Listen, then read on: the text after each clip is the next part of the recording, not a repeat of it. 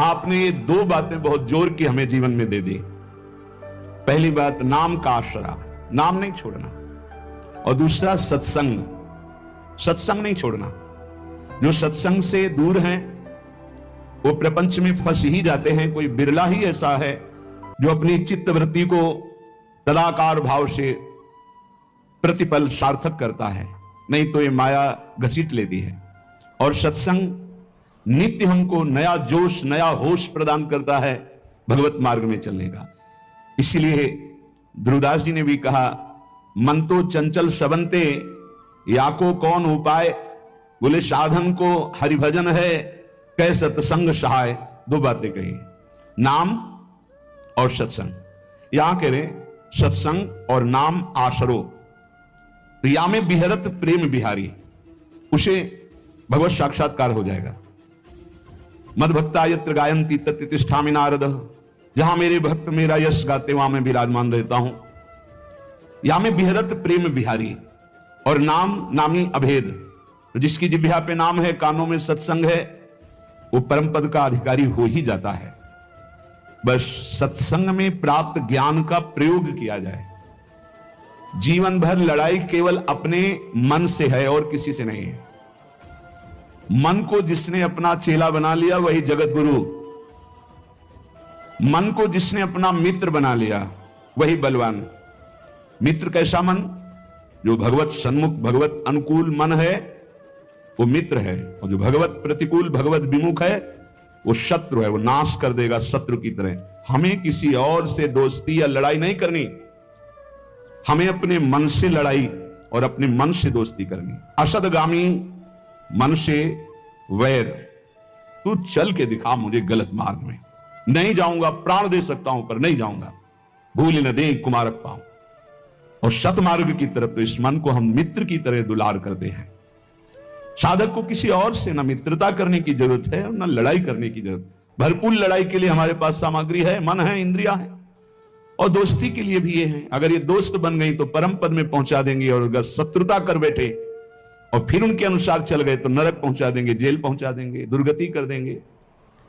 श्रीपाद प्रबोधानंद जी महाराज करुणा करके कह रहे हैं, कामिन्या लोक मात्रात् का इहिना विसजे लोक लज्जादि सर्वम तत्सक्तम शास्त्र गुरुवादिक मह किमप्यत्र रोद्धुम न शक्तम तस्मात् काम प्रदाहैर् यदि मरण भयम दुस्सहा वा स्वगर्हा बरहा पीड़ाद्य भावम तदनुभव हठात् प्रोहि वृंदावनेंगम। भाई संसार में तांडव मचाए हुए है काम। देख रहे हैं अपनी सूक्ष्म दृष्टि से श्रीपाद प्रबोधानंद जी महाराज, इस संसार में तांडव मचाए है काम। चाहे कोई भी हो, पशु पक्षी, कोई भी मनुष्य, कोई भी शरीरधारी हो, जो राम का नहीं तो उसके ऊपर शासन काम का ही है, जो श्याम का नहीं तो काम का ही शासन है। देख लो अंदर से, हर चेष्टा कामना से युक्त होगी। जिसके हृदय में काम है वो लोक लज्जा का त्याग करके क्या नहीं कर सकता, अर्थात बड़े से बड़ा पाप कर सकता है। जिसको काम ने परास्त कर दिया है उसके ऊपर गुरु के वचन भी काम नहीं करते, शास्त्र कृपा भी उसके ऊपर से हट जाती है। तत्सक्तम शास्त्र गुरुवादिक मह किमप्यत्र रोद्धुम न शक्तम। फिर और कौन है जो बचा ले? ये दो ही हैं जो बचा सकते हैं, गुरु वाक्य और शास्त्र। और जो काम से युक्त होकर धर्म लज्जा का त्याग करके मनमानी आचरण करता है उसके ऊपर गुरु वाक्य काम नहीं करते, उसके ऊपर शास्त्र कृपा अपनी हटा लेता है, अर्थात उसको नास्तिकता आ जाएगी, उस शास्त्र की बात ही नहीं मानेगा। बोले अब फिर इसका उद्धार कैसे हो सकता है? अब तो नाश पक्का है। इसलिए तस्मात् काम प्रदाहैर् यदि मरण भयम दुस्सहा वा स्वगर्हा। यदि तुम्हें मरने से भय लगता है तो वो मृत्यु भयावह नहीं होती जो भगवान में अर्पित चित्त होकर के होती है। मरने से भी ज्यादा भय है ये काम जो नष्ट कर रहा है, इससे बचने की चेष्टा करो। ये काम सर्वनाश कर रहा है। यदि तुम्हें अपनी निंदा और अपनी दुर्गति और अपने नाना प्रकार के कष्टों से बचना है तो सबसे भयानक शत्रु है काम जो विश्व में तांडव करके सबका नाश कर रहा है। तो सबसे भयानक शत्रु है काम जो विश्व में तांडव करके सबका नाश कर रहा है। इससे बचा लो अपने आप को। शरीर को बलात् हटा लो काम क्रीड़ा से। क्या करूं, मेरे में बल नहीं रह गया, तो बरहा पीड़ाद्य भावम तदनुभव हठात प्रोहि वृंदावनेंगम। जहां मोर मुकुटधारी भगवान श्री कृष्ण का एक छत्र शासन है, आ जाओ ब्रज 84 कोष में, यहां की यात्रा करो, यहां परिक्रमा लगाओ, यहां के कुंडों में स्नान करो, और यहां आद्य भाव, मधुर भाव, श्रृंगार भाव की स्थापना है, उसमें रसिक जन डूबे हुए हैं, उन रसिकों का संग करो। तो आद्य भाव, श्रृंगार भाव से काम भाव का नाश हो जाता है। जैसे रास पंचाध्यायी की फल स्तुति में है कि भागवत की रास पंचाध्यायी यदि 12 बजे रात्रि की जाए रोज नियम से, तो काम विजयी हो जाएगा। ऐसा अपने लोगों ने बहुत काल तक पीछे। और श्रीमद चतुरासी जी का यदि रोज पाठ किया जाए नियम से, तो धीरे धीरे काम पर शासन, भौजल निधि को नाव, काम पावक को पानी, धीरे धीरे सहत सहत बाढ़े भगति। ये नहीं कि 4 पाठ किए देखा काम है कि नहीं है। दूरी बनाकर असत दर्शन, असत भाषण, असत चेष्टा से, और यदि चतुरासी जी का पाठ हो, रास पंचाध्यायी का पाठ हो, नाम जपने का अभ्यास हो, तो हम फिर काम पर विजय प्राप्त कर सकते हैं। मोर मुकुटधारी भगवान श्री कृष्ण की इस लीला भूमि का प्रभाव है कि यदि रज सेवन किया जाए, रसिकों का संग किया जाए, भगवत पावन चरित्र सुने जाए, तो आंसू बहने लगते हैं। द्रवित हृदय भगवदानंद की उत्पत्ति। फिर कहां काम का फिर राज्य नहीं। जहां राम तहां काम नहीं, और जहां काम नहीं राम। जहां काम है वहां भगवत चिंतन कहां, जहां भगवत चिंतन है वहां काम कहां। इसलिए श्रीपाद कह रहे हैं, यदि अपने ऊपर कृपा करना है तो आ जाओ एक बार वृंदावन, यहां दर्शन करो, यहां बैठकर सत्संग सुनो, निश्चित तुम्हारा परिवर्तन होगा।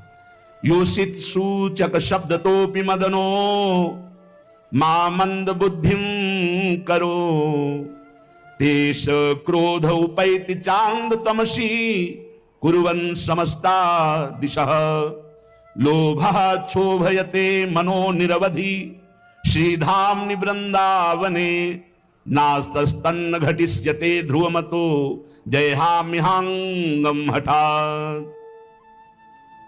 फिर वही श्लोक पुनरावृत्ति अलग अलग भाव से कह रहे हैं। एक केवल है काम, जो अंधों में भी बड़ा अंधा बना देता है।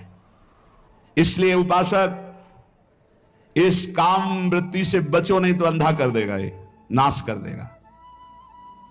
चाहे जितना आप दूसरे को उपदेश कर लो या उपदेश सुन लो, जब तक भजन नहीं करोगे इससे नहीं बच सकते।